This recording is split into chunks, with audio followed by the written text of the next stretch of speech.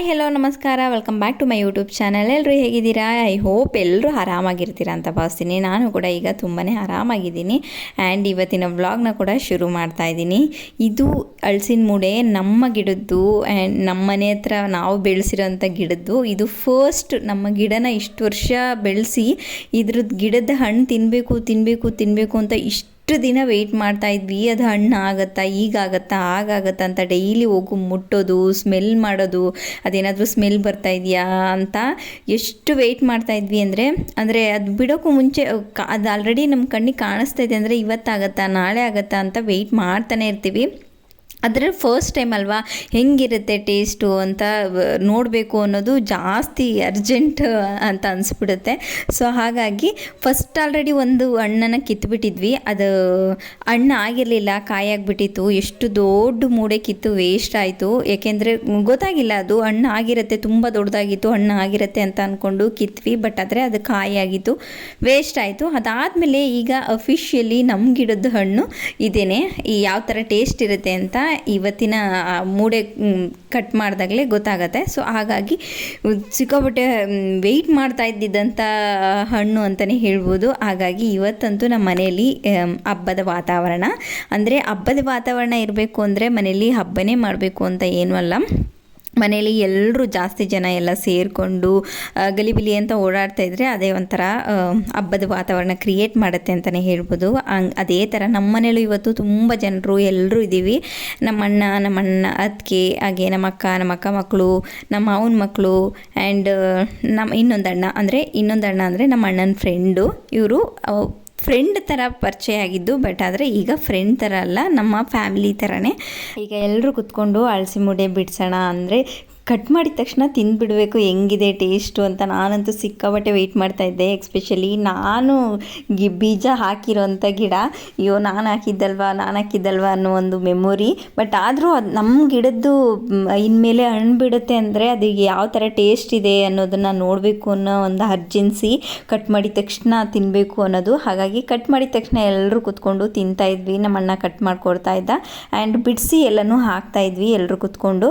ಹಾಗೆ ನಮ್ಮಮ್ಮ ಅಡುಗೆನ ಮಾಡ್ತಾಯಿದ್ರು. ನಮ್ಮ ಅತ್ತಿಗೆ ಅಡುಗೆಗೆ ಬೆಳ್ಳುಳ್ಳಿ ಅದೆಲ್ಲನೂ ಸೋಸ್ಕೊಡ್ತಾಯಿದ್ರು, ನಾನು ಬೇರೆ ಕೆಲಸಗಳನ್ನ ಮಾಡ್ಕೊಳ್ತಾ ಇದ್ದೆ. ಸೊ ಈ ಥರ ಒಂದು ನಡೀತಾ ಇತ್ತು. ನಾನಂತೂ ಲಾಸ್ಟ್ ವೀಕಲ್ಲಿ ಹೇಳಿದ್ದೆ ಕಂಟಿನ್ಯೂಸ್ ಆಗಿ ವ್ಲಾಗ್ಸ್ನ ಮಾಡ್ತೀನಿ, ಡೈಲಿ ರೆಗ್ಯುಲರಾಗಿ ಅಪ್ಡೇಟ್ನ ಮಾಡ್ತೀನಿ, 7 days 7 ವ್ಲಾಗ್ ಚಾಲೆಂಜು ಅಂತ. ಬಟ್ ಆದರೆ ಅದನ್ನು ಅರ್ಧಕ್ಕೆ ಅಂದರೆ ಒಂದು 4-5 daysಗೆ ಸ್ಟಾಪ್ ಮಾಡಿದೆ. ಇಲ್ಲಿಗೆ ನಾನು ವಿಡಿಯೋ ಹಾಕಿ ಸ್ವಲ್ಪ ದಿನ ಆಯಿತು. ಏನಕ್ಕಪ್ಪ ಅಂದರೆ ಅಮ್ಮಂಗೆ ಹುಷಾರಿರಲಿಲ್ಲ, ನನಗೂ ಕೂಡ ಸ್ವಲ್ಪ ಹುಷಾರಿರಲಿಲ್ಲ, ಮನೇಲಿ ಕೆಲಸ ಅದು ಇದು ಸುಸ್ತಾಗ್ಬಿಟ್ಟಿತ್ತು. ಹಾಗಾಗಿ ಮಾಡೋಕ್ಕಾಗಿರಲಿಲ್ಲ ನನಗೆ. ಸೊ ಹಾಗಾಗಿ ಈಗ ವ್ಲಾಗ್ನ ಶುರು ಮಾಡ್ತಾ ಇದ್ದೀನಿ. ಈಗ ನಾನು ನೆಲ ಎಲ್ಲನೂ ವಾಶ್ ಮಾಡ್ಕೊಂಡು ಬರ್ತಾಯಿದ್ದೆ. ಇನ್ನೇನು ಹಣ್ಣೆಲ್ಲ ಕಟ್ ಮಾಡಿದ್ದಾಯಿತು. ನಮ್ಮಮ್ಮ ಎಲ್ಲನೂ ಎತ್ತಾಕ್ತಾ ಇದ್ದಾರೆ, ಚಿಪ್ಪೆ ಎಲ್ಲನೂ. ನಮ್ಮಣ್ಣ ಹಣ್ಣು ಕಟ್ ಮಾಡಿ ಎಲ್ಲ ಮಾಡಿ ಇಟ್ಟು ಸೋಸಿ ಎಲ್ಲ ಅಡುಗೆನೂ ಟಿಫನು ಎಲ್ಲ ಮಾಡಿ ಆಯಿತು. ಈಗ ನಾನೆಲ್ಲ ಒಂದು ಕಡೆಯಿಂದ ನೆಲ ಎಲ್ಲ ವಾಶ್ ಮಾಡ್ಕೊಂಡು ಬರೋದಂತ ವಾಶ್ ಮಾಡ್ಕೊಂಡ್ಬಂದು ಎಲ್ಲನೂ ಆಯಿತು. ಅದಾದಮೇಲೆ ಈಗ ಹಿರಿಯೂರ ಕಡೆ ಹೋಗಿ ಬರೋಣ ಅಂತ ಹಿರಿಯೂರ ಕಡೆ ಹೊರಟ್ವಿ.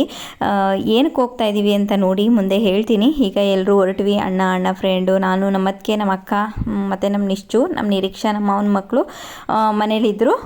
ಸೊ ಈಗ ಇಷ್ಟು ಜನ ಹೋಗ್ತಾ ಇದ್ದೀವಿ.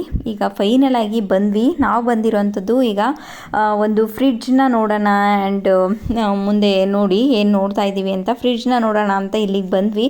ಯಾಕೆ ಅಂತ ಗೊತ್ತಿಲ್ಲ, ನಮ್ಮ ಮನೇಲಿ ಪ್ರತಿಯೊಂದು ಈ ಥರ ಎಲೆಕ್ಟ್ರಿಕ್ ಐಟಮ್ಸ್ ಏನಿದೆ, ಫ್ರಿಡ್ಜು, ವಾಷಿಂಗ್ ಮಿಷಿನ್ನು, ಈ ಥರದ್ದೊಂದಷ್ಟು ಹಿಂದೆ ಮುಂದೆ ಬ್ಯಾಕ್ ಟು ಬ್ಯಾಕ್ ಎಲ್ಲನೂ ಕೈ ಕೊಡ್ತಾ ಹೋಗ್ತಾ ಇದ್ದಾವೆ. ಅದು ಏನಕ್ಕೆ ಅಂತ ಗೊತ್ತಿಲ್ಲ.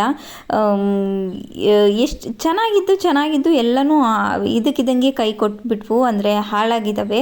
ಹಾಗಾಗಿ ಫ್ರಿಡ್ಜ್ನ ನೋಡೋಣ ಅಂತ ಬಂದ್ವಿ. ಈಗ ಅದು ಹಾಳಾಗಿದೆ, ಇನ್ನು ರಿಪೇರಿ ಕೂಡ ಮಾಡಿಸಿದಾಯಿತು. ಅಂದರೆ ಒಂದು ಥಿಂಗ್ ಏನು ಹೇಳಬೇಕು ಅಂತಂದರೆ, ಯಾರ್ದಾದ್ರೂ ಈ ರೀತಿ ಫ್ರಿಡ್ಜು ಏನಾದರೂ ರಿಪೇರಿಗೆ ಬಂದಿದೆ ಅಂತ ಅಂದರೆ ಅದನ್ನು ತುಂಬ ಇನ್ವೆಸ್ಟ್ ಮಾಡಿ ರಿಪೇರಿ ಮಾಡ್ಸೋಕೆ ಹೋಗಬೇಡಿ. ಕೇಳಿ ಒಂದು ಟೈಮು ಏನಾಗಿದೆ ಪ್ರಾಬ್ಲಮ್ಮು. ಸೊ ಏನಾದರೂ ತುಂಬ ಕಡಿಮೆ ಅಮೌಂಟಲ್ಲಿ ರಿಪೇರ್ ಆಗೋ ಥರ ಅಂತ ಅನಿಸಿದ್ರೆ, ಕಡಿಮೆ ಅಮೌಂಟ್ ಇದ್ದರೆ ರಿಪೇರ್ನ ಮಾಡಿಸ್ಕೊಳ್ಳಿ, ಇನ್ನು ಸ್ವಲ್ಪ ದಿನ ಬರುತ್ತೆ ಅಂತ ಕೇಳಿ ಅವ್ರನ್ನ, ಎಷ್ಟು ದಿನ ಬರುತ್ತೆ ಮಾಡಿಸಿದ್ರೆ ಅನ್ನೋದನ್ನ. ಸೊ ಗ್ಯಾರಂಟಿ ನಿಮಗೆ ಅದನ್ನು ಅಷ್ಟು ಕೊಟ್ಟು ಮಾಡಿಸಿದ್ರೆ ಚೆನ್ನಾಗಿರುತ್ತೆ ಅಂತಾದರೆ ಮಾಡಿಸ್ಕೊಳ್ಳಿ. ಇಲ್ಲ ಅಂದರೆ ಯಾವುದೇ ಕಾರಣಕ್ಕೂ 10,000 ಈ ಥರ ಎಲ್ಲ ಇನ್ವೆಸ್ಟ್ ಮಾಡಿ ರಿಪೇರಿನ ಮಾಡಿಸ್ಕೊಳ್ಳೋಕ್ಕೆ ಹೋಗಬೇಡಿ. ಒಂದು ಸಾರಿ ರಿಪೇರಿಗೆ ಬಂದರೆ ನಾವು 10,000 ಇಟ್ಟು ರಿಪೇರಿ ಮಾಡಿಸ್ಕೊಳ್ಳೋ ಬದಲು ಅದ್ರ ಜೊತೆ ಇನ್ನು ಸ್ವಲ್ಪ ಹಾಕಿದ್ರೆ ಹೊಸ ಫ್ರಿಡ್ಜೇ ಹೊಸ ಏನಾದರೂ ಐಟಮೇ ಬಂದುಬಿಡುತ್ತೆ. ಸೊ ರಿಪೇರಿಗಂತ ನಾವು ದುಡ್ಡನ್ನ ಇನ್ವೆಸ್ಟ್ ಮಾಡಬಾರ್ದು. ಸೊ ಅದಾದಮೇಲೆ ಒಂದು ಸೋಫಾನ ನೋಡ್ಕೊಂಬರೋಣ ಅಂತ ಹೋದ್ವಿ. ಎಲ್ಲನೂ ನೋಡಿಕೊಂಡು ಕೆಲಸ ಮುಗಿಸ್ಕೊಂಡು ಮನೆಗೆ ಬರೋ ಅಷ್ಟರಲ್ಲಿ ನಮ್ಮ ಅತ್ತಿಗೆಯವರ ಅಕ್ಕ ಮತ್ತು ಭಾವ, ಪಾಪು, ಅವರಮ್ಮ ಎಲ್ಲರೂ ಬಂದಿದ್ದರು ಮನೆಗೆ. ಸೊ ಅಷ್ಟರಲ್ಲಿ ನಾವು ಕೂಡ ಬಂದ್ವಿ. ಮಳೆ ಕೂಡ ಸ್ಟಾರ್ಟ್ ಆಗಿತ್ತು ಇವತ್ತಿನ ದಿನದಲ್ಲಿ. ಸಿಕ್ಕಾಪಟ್ಟೆ ಮಳೆ, ಗಾಳಿ ಎಲ್ಲ ಫುಲ್ಲು ಸ್ಟಾರ್ಟ್ ಆಗಿಬಿಟ್ಟಿತ್ತು. ಇವತ್ತು ನಮ್ಮ ಮನೇಲಿ ಒಬ್ಬಟ್ಟು ಊಟ ಮಾಡಿದ್ವಿ, ಅಂದರೆ ಎಲ್ಲರೂ ಬರ್ತಾ ಇದ್ದಾರೆ ಅಂತ. ಸೊ ಮಾಡಿದ್ವಿ. ಸೊ ಈಗ ಎಲ್ಲರೂ ಕುತ್ಕೊಂಡು ಊಟ ಮಾಡ್ತಾಯಿದ್ವಿ. ಫುಲ್ಲು ಗಾಳಿ ಮಳೆ ಇರೋದ್ರಿಂದ ಕರೆಂಟ್ ಇರಲಿಲ್ಲ. ಸೊ ಅದಾದಮೇಲೆ ಮಕ್ಕಳ ಜೊತೆ ಎಲ್ಲ ಆಟ ಆಡಿಕೊಂಡು ಕುತ್ಕೊಂಡು ಮಾತಾಡಿಕೊಂಡು ಎಲ್ಲ ಆಯಿತು. ನೆಕ್ಸ್ಟ್ ಡೇ ಬೆಳಗ್ಗೆ ಚಿಕನ್ ಮಾಡೋಣ ಅಂತ ಎಲ್ಲನೂ ರೆಡಿ ಮಾಡ್ತಾಯಿದ್ವಿ. ಈಗ chicken biryani, chicken fry, sambar ಕೂಡ ಮಾಡೋಣ ಅಂತ ಮಾಡ್ತಾಯಿದ್ವಿ. ಅಂದರೆ ನಮಗೆಲ್ರಿಗೂ ಜಾಸ್ತಿ ಆಲ್ಮೋಸ್ಟ್ ಇಲ್ಲಿ ಎಲ್ಲರೂ ಚಿಕನ್ ತಿನ್ನೋರೇ ಇರೋದು. ಚಿಕನಲ್ಲಿ ಅದು ಬಿರಿಯಾನಿ, ಕಬಾಬ್ ಫ್ರೈ ಈ ಥರದ್ದೇ ಇಷ್ಟ ಆಗೋರೇ ಇರೋದು. ನಮ್ಮಣ್ಣ ಆ ಥರದವ್ರಿಗೆ ಮಾತ್ರ ಸ್ವಲ್ಪ ಸಾಂಬಾರು, ಮುದ್ದೆ ಎಲ್ಲನೂ ಇಷ್ಟ ಆಗುತ್ತೆ. ಮಿಕ್ದವ್ರು ಎಲ್ರಿಗೂ ಇದೆ. ಹಾಗಾಗಿ ಎಲ್ರಿಗೂ ಇಷ್ಟ ಅಲ್ಲ ಅಂತ ಬಿರಿಯಾನಿ, ಫ್ರೈ ಎಲ್ಲನೂ ಮಾಡ್ತಾಯಿದ್ವಿ. ಎಲ್ಲರೂ ಸೇರಿಕೊಂಡು ಇಲ್ಲಿ ರೆಡಿ ಮಾಡ್ತಾಯಿದ್ವಿ ಚಿಕನ್ ಫ್ರೈ, ಬಿರಿಯಾನಿ, ಸಾಂಬಾರ್ಗೆ ಎಲ್ಲದಕ್ಕೂ. ನಮ್ಮಮ್ಮ ಹೇಗಿದ್ರು ತಿನ್ನಲ್ಲ ಅಲ್ವಾ, ಹಾಗಾಗಿ ನಾವೇನೇ ಮಾಡ್ತಾಯಿದ್ವಿ. ನಾವು ಮನೇಲಿ ಮಾಡದೇ ಇರೋದ್ರಿಂದ ಒಳಗಡೆ, ಸೊ ಇಲ್ಲೇ ಎಲ್ಲನೂ ಮಾಡ್ತೀವಿ. ಎಲ್ಲನೂ ಇಲ್ಲಿಗೆ ತೊಗೊಂಡು ಬಂದು ಮಾಡೋದು ಸ್ವಲ್ಪ ಇದನ್ಸುತ್ತೆ. ಬಟ್ ಆದರೆ ಮನೇಲೆಲ್ಲ ಗಲೀಜಾಗುತ್ತೆ, ಸ್ಮೆಲ್ ಬರುತ್ತೆ ಅನ್ನೋದು ಪ್ಲಸ್ ಪಾಯಿಂಟು. ಇಲ್ಲಿ ಮಾಡೋದ್ರಿಂದ ಅಲ್ಲೇನು ಗಲೀಜಾಗಲ್ಲ. ಸೊ ಅದಾದಮೇಲೆ ಯಾಕೋ ವಿಷಿಲ್ ಕರೆಕ್ಟಾಗಿ ಬಂದಿರಲಿಲ್ಲ, ಅದು ಫುಲ್ಲು ಸಿಯೋ ಥರ ಸ್ಮೆಲ್ ಬಂದಿತ್ತು. ಅದನ್ನೆಲ್ಲ ತೆಗೆದು ನೀರೊಳಗೆ ಇಡೋಣ ಅಂತ ಇಡ್ತಾಯಿದ್ದೆ. ಅದಾದಮೇಲೆ ಎಲ್ಲನೂ ಕುತ್ಕೊಂಡು ಇಲ್ಲೇ ಊಟ ಮಾಡೋದಾಯಿತು. ಎಲ್ಲನೂ ನೀಟಾಗಿ ಒರೆಸ್ಕೊಂಡ್ಬಿಡೋಣ ನೆಲನ ಅಂತ ಅಂದ್ಕೊಂಡು ಇನ್ನೇನು ಆಲ್ಮೋಸ್ಟ್ ಎಲ್ಲನೂ ಬಿರಿಯಾನಿ ಗಿಟ್ಟಾಯಿತು, ಫ್ರೈ ಗಿಟ್ಟಾಯಿತು, ಎಲ್ಲನೂ ಮಾಡಾಯಿತು. ಅವರೆಲ್ಲರೂ ಊರಿಗೆ ಹೊರಟ್ರು. ಸೊ ಅದಾದಮೇಲೆ ಈಗ ಹೊಲ್ದ ಹತ್ರ ಹೋಗ್ಬೇಡ ಅಂತ ಹೋಗ್ತಾಯಿದ್ವಿ. ನಮ್ಮ ಮನೆಗೆ ಒಂದು ಪುಟ್ಟ ನಾಯಿನ ಹಿಡ್ಕೊಂಡ್ಬಂದಿದ್ವಿ. ನಮ್ಮ ಅಜ್ಜಿ ಊರಿಂದ ನಮ್ಮ ಮಾವನ ಮಕ್ಕಳು ಹಿಡ್ಕೊಂಡ್ಬಂದಿದ್ರು. ಅದನ್ನು ಹೊಲ್ದ ಹತ್ರ ಕರ್ಕೊಂಡು ಹೋಗೋಣ ಅಂತ ಕರ್ಕೊಂಡು ಹೋಗ್ತಾಯಿದ್ವಿ. ಹೊಸ್ದಾಗಿ ತಂದಿದ್ದೀವಲ್ಲ, ಅದು ಇನ್ನೂ ಅಡ್ಜಸ್ಟ್ ಆಗೋಕ್ಕೆ ಟೈಮ್ ಬೇಕು. ಹಾಗಾಗಿ ಅದನ್ನು ಹಿಂಗೊಂದು ರೌಂಡ್ ಓಡಾಡ್ಸ್ಕೊಂಬರೋಣ ಅಂತ ಹೊಲ್ದ ಹತ್ರ ಕರ್ಕೊಂಡು ಹೋಗಿದ್ದೀವಿ. ಪಾಪ ಅದಕ್ಕೂ ಕಟ್ ಹಾಕಿ ಅಂದರೆ ಜಾಗ ಚೇಂಜ್ ಆಗಿರುತ್ತೆ ಅಲ್ವಾ, ಅಮ್ಮನ ಬಿಟ್ಟು ಬಂದಿರುತ್ತೆ, ಅದಕ್ಕೂ ಕೂಡ ಒಂಥರ ಅನ್ಸಿರುತ್ತೆ. ಹಾಗಾಗಿ ಕರ್ಕೊಂಬರೋಣ ಅಂತ ಬಂದ್ವಿ. ನಮ್ಮ ಪಾಪು ಇದನ್ನೆಲ್ಲ ಅವನಿಗೆ ಜಾಸ್ತಿ ಇಷ್ಟ ಆಗಿಬಿಡ್ತು.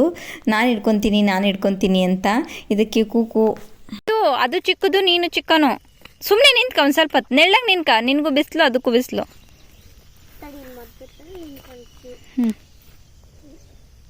ಲೋಯ್ತಲ್ಲ ಕೂಕು, ಏನೇ ಅದು ಮುಂಗುರು ಬಳ್ಳಿ ತಾನೆ.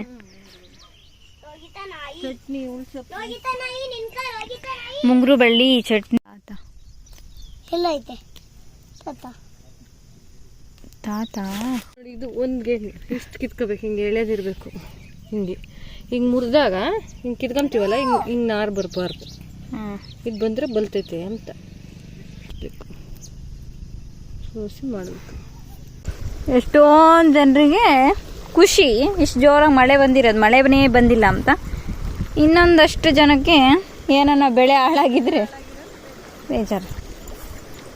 ಸಾರಿ ಆಲ್ಮೋಸ್ಟ್ ಎಲ್ಲ ಕಡೆನೂ ಮಳೆ ಅಷ್ಟು ಜಾಸ್ತಿ ಬಂದಿಲ್ಲ. ಬಟ್ ನಮ್ಮೂರಲ್ಲಿ ತುಂಬಾ ಚೆನ್ನಾಗಿ ಮಳೆ ಬಂದಿದೆ, ದೇವ್ರ ದಯೆ ಅಂತಲೇ ಹೇಳ್ಬೋದು. ಬಟ್ ಆದರೆ ಮುಂಚೆ ಹೇಳಿರೋ ಹಂಗೆ ಒಂದಷ್ಟು ಜನಕ್ಕೆ ಬೇಜಾರಾಗಿರುತ್ತೆ, ಒಂದಷ್ಟು ಜನಕ್ಕೆ ಖುಷಿಯಾಗಿರುತ್ತೆ. Thank you for watching this video. Love you all.